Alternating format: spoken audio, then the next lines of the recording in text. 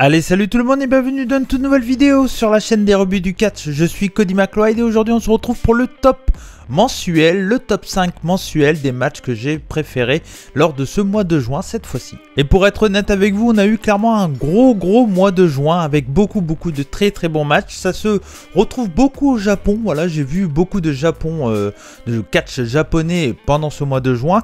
Mais bon voilà, il y avait du bon catch un peu partout, hein, voilà, pas trop du côté de chez WWE, mais ça va revenir, on y croit.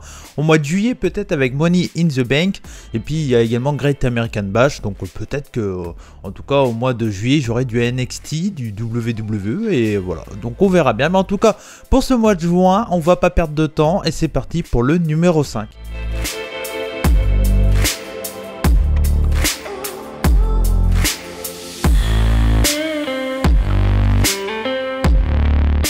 Pour ce numéro 5, on va du côté de chez All Japan Pro Wrestling avec le tournoi Battle of Glory, Junior Battle of Glory, qui était tout simplement un tournoi à élimination directe de la division junior de All Japan Pro Wrestling. On en a parlé avec Fab, pendant un Puromania, on en a fait un extra, une review spéciale sur le show, donc surtout n'hésitez pas à aller la voir, elle sera disponible là, ici, là, voilà, vers là, normalement, peut-être, ou peut-être là, je sais plus trop où ça s'affiche, donc vous verrez, hein, vous allez voir de toute façon. Et je vais tout simplement vous parler de la finale. Donc oui, je vais un peu vous spoiler qu'est-ce que c'était la finale. Mais bon, je vais pas vous dire le gagnant comme d'habitude. Et donc la finale, c'était El Lindaman contre Francesco Akira. Et c'est un match que j'ai mis 4,5 sur 5. Donc voilà, une grosse et belle finale, clairement, sans aucun doute. C'est voilà, tout simplement déjà El Lindaman et Francesco Akira. C'est peut-être mes juniors préférés actuellement. Surtout du côté de El Lindaman, hein, le junior de Strong Hearts qui est clairement ma faction préférée actuellement, sans aucun doute, mais j'aurai le temps d'en reparler, hein, voilà, que ça soit du côté de Puromania. Pour le Puromania, on va parler de Glate, je sais pas trop s'il sera déjà diffusé ou pas, mais de toute façon, voilà, on en aura parlé quoi qu'il arrive sur la chaîne. Et donc là, cette fois-ci, il faisait face à l'italien Akira Francesco Akira, son prénom c'est Francesco, hein, et son nom de famille, enfin son pseudo, on va dire, c'est Akira, mais au Japon, il l'appelle à l'inverse. D'ailleurs, ça notait que normalement pour les Gaijin ils le font pas, mais je crois qu'ils le font pour Francesco Akira. Donc voilà, c'est une petite info un peu inutile, mais ça, bon, voilà, peut-être vous coucherez un peu moins bête, on sait jamais. Mais c'est vrai que souvent pour les Gaijin ils disent Kenny Omega, ils disaient pas Omega Kenny.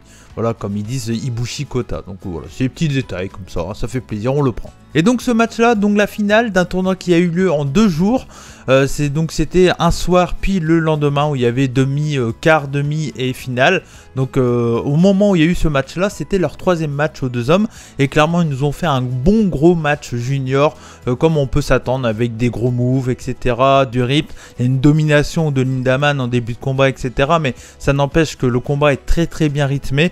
Et puis voilà, ça fait plaisir. C'est une division qu'on met de plus en plus en valeur du côté de All Japan Pro Wrestling. Ça commence vraiment à prendre une place pratiquement équivalente à la division heavyweight de All Japan Pro Wrestling. On en parle chaque semaine pratiquement du côté de Puromania, donc je vous inviterai à aller écouter la review si vous voulez plus d'infos, mais c'est en tout cas un match que je vous conseille fortement.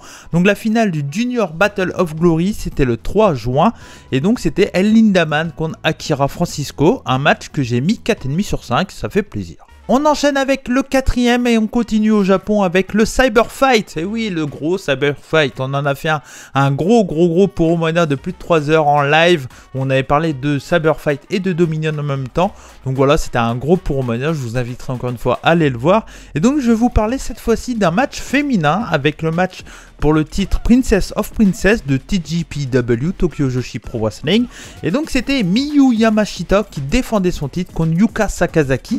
Yuka Sakazaki, on le sait, qui va en juillet partir pour un mois du côté de chez All Elite Wrestling. Donc ça va être intéressant à la suivre, de voir qu'est-ce qu'elle va faire pendant ce mois de juillet du côté de chez AEW. Et donc lors de ce match au Cyber Fight, donc c'était le 6 juin de 2021 bien entendu, elle faisait face à Miyu Yamashita Yamashita qui est tout simplement une grosse championne du côté de chez TJPW, qui est la championne principale, hein, mais qui est voilà, bien en place et qui est très difficile à aller chercher. Une très grande strikeuse qui a un coup de pied retourné qui est assez fantastique. Et puis bah voilà, moi Yuka Sakazaki, ça fait partie des catcheuses japonaises que j'aime le plus. Elle est hyper pétillante, elle donne juste envie d'être applaudie et qu'on acclame son nom. Voilà, elle est très pétillante comme fille, et c'est moi clairement c'est un combat que je peux que conseiller déjà aux personnes qui sont habituées aux produits de TJPW, mais encore plus aux personnes qui ne connaissent pas trop le produit de TJPW et qui ont envie pourquoi pas de se lancer dans Tokyo Joshi Pro Wrestling. Clairement le show Cyber Fight, on l'a dit lors de la review, c'est en règle générale quand même une très grande réussite de la part de Cyber Agent, donc Noah, DDT et TJPW et Gambare.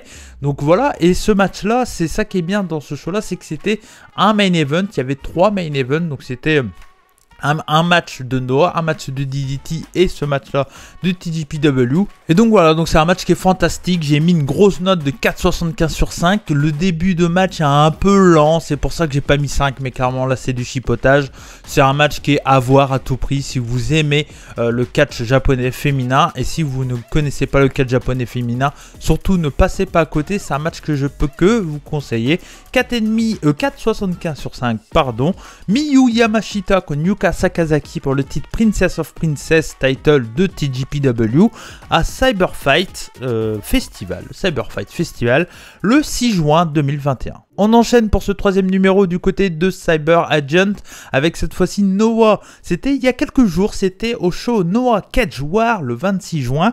Et c'était donc Katsuhiko Nakajima contre Masa Kitamiya dans un cage match R versus R. Un match que j'ai mis 4,75 sur 5 encore une fois. Un match cette fois-ci qui, comme je vous l'ai dit, est un cage match. Mais par contre, petite information nécessaire, c'est que c'est un match qui est dans une salle sans public. Voilà, ça arrive à Noah encore de faire des shows sans public, donc dans leur studio TV qu'ils utilisent pour les shows Abema, pour les shows de la chaîne de télévision tout simplement. Et donc c'est un match qui est, comme je l'ai dit, en cage match. On vous en parle encore une fois beaucoup lors des derniers Puromania, on en a beaucoup parlé. Et ce match là je l'ai trouvé fantastique. Si vous voulez voir pour moi la réussite d'un cage match, qu'est-ce que c'est un vrai bon cage match, bien violent, bien qu'est-ce que j'attends d'un cage match avec de la violence, de l'intensité, etc. C'est clairement pour moi un must-see dans le style. Petite information à savoir avant de regarder ce combat, c'est que c'est un match où il y a la règle de no escape. Donc pour gagner le match, il ne faut pas s'échapper de la cage. D'ailleurs, moi je l'ai dit dans le Puromania, mais je trouve que le fait de s'évader d'une cage dans un cage match, ça fait pas trop de sens en règle générale. Donc voilà, donc dans ce match-là, il n'y a pas d'escape, il y a pas on peut pas s'évader de la cage. Le seul moyen de gagner le match, c'est tout simplement par tomber, soumission ou mort. Voilà. Non, ils disent pas ça. Ça c'est chez Game Changer Wrestling dans le clusterfuck. Ils disent on peut gagner par top rope, soumission, pinfall or death. Voilà, ça me fait toujours rire. Mais bon, ce n'est pas la règle en tout cas dans ce match-là. Donc voilà. Donc c'était important à lui dire. C'est un match que je vous conseille fortement, très violent dans le côté strong quoi. C'est stiff, ça se met dans la gueule. Du côté de chez Puromania, nous on a tous adoré ce combat. Je sais que certains parmi vous l'ont moins apprécié pour certaines raisons, ça s'entend bien évidemment, mais en tout cas voilà, vu que c'est mon top 5, bah, c'est un des matchs que j'ai adoré ce mois-ci. Donc c'est un match que j'ai mis 4,75 sur 5, c'était au show Cage War de Noah. Katsuhiko Nakajima contre Masa Kitamiya en R versus R. On continue dans la violence avec ce numéro 2, avec cette fois-ci un match de Game Changer Wrestling. Et oui, ça fait plaisir encore une fois, un match où on a fait une chronique entière sur le show. C'était tout simplement au Tournament of Survival 666 et c'était la finale, encore une fois, de ce tournoi d'un No Canvas 2000 Light Tubes Deathmatch. 2000 c'est peut-être c'est 200 non 200 je crois. 200 je crois que c'est 200 si je dis pas de bêtises. 2000 c'est 2000. Donc il n'y avait pas 2000 Light Tubes, ne vous inquiétez pas. Il y avait 200 Light Tubes, c'est quand même déjà beaucoup. Et No Canvas, c'était, il n'y avait pas de tapis aux protections au sol. Voilà, c'était à même le bois et donc ça apporte encore plus un côté violence dans ce match. Bien entendu, c'est un deathmatch, donc ça c'est pas un match à conseiller à tous les yeux, hein. Voilà, si vous appréciez pas le style, clairement je peux pas vous le conseiller.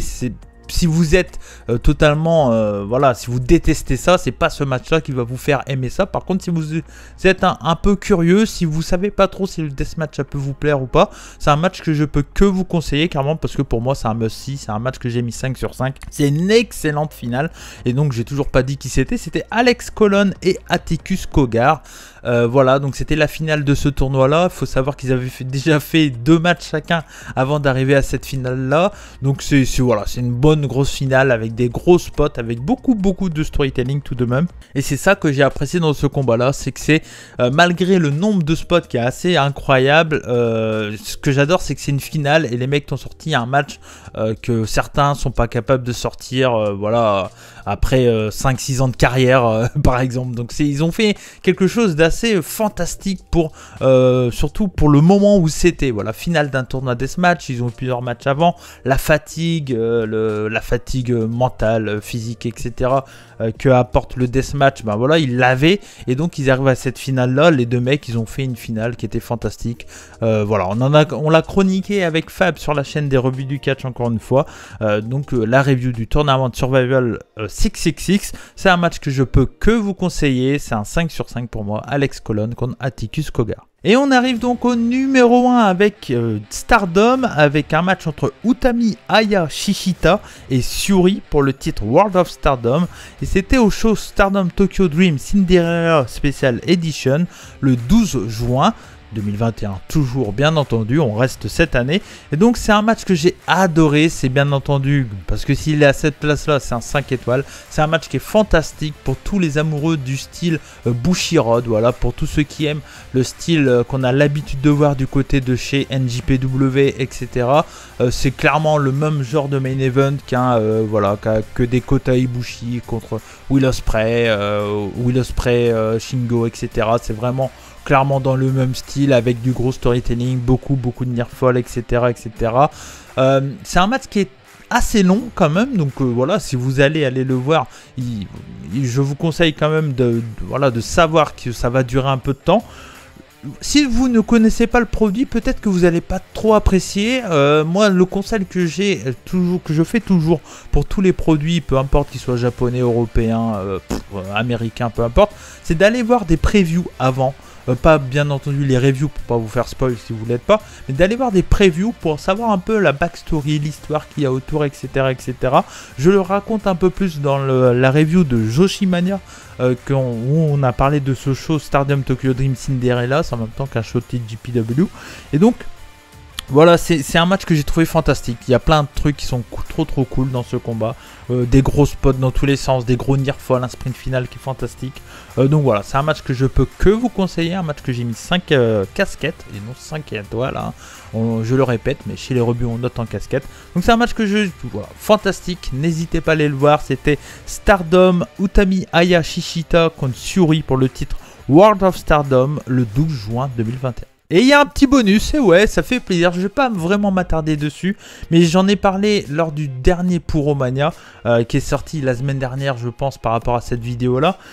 C'était donc le main event du show All Japan Champions Night from the Land of the Triple Crown Unification Flight to the 15th Anniversary. Et oui, I speak very well English, hein, really.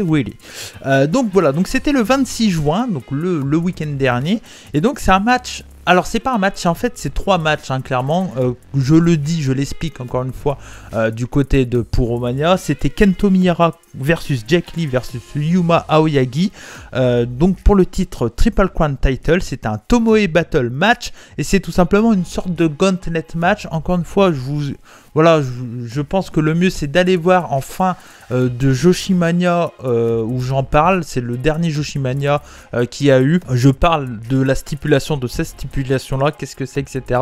N'hésitez pas à aller la voir avant d'aller voir le match. Le match est très long, ça dure à peu près 1 heure, donc voilà, mais par contre c'est fantastique. Il y a 3 matchs en un en fait.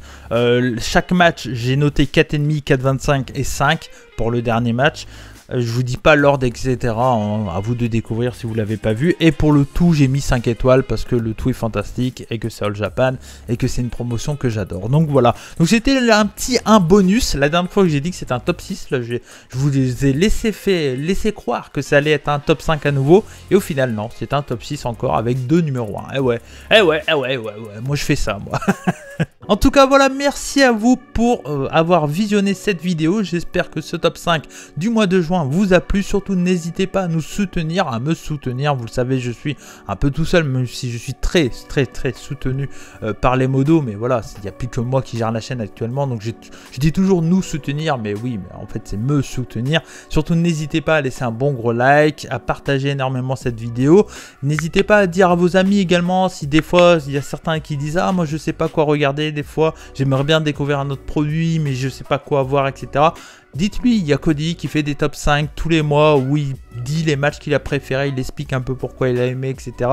Surtout, n'hésitez pas à partager mes vidéos, à continuer à liker, à commenter énormément. Vous êtes de plus en plus à commenter, à liker un peu moins. Voilà, le like n'est pas resté fort comme diraient d'autres, mais n'hésitez pas surtout dès que vous regardez une vidéo des rebuts, si elle vous plaît, de la liker, c'est très important.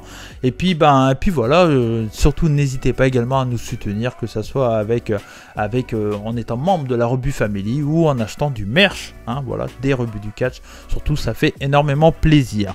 Donc voilà pour ce top 5 du mois de juin. J'espère que cette vidéo vous a plu. C'était Cody McLeod des rebuts du catch. Je vous fais des bisous, comme on dit chez nous, banzai, et surtout n'oubliez pas,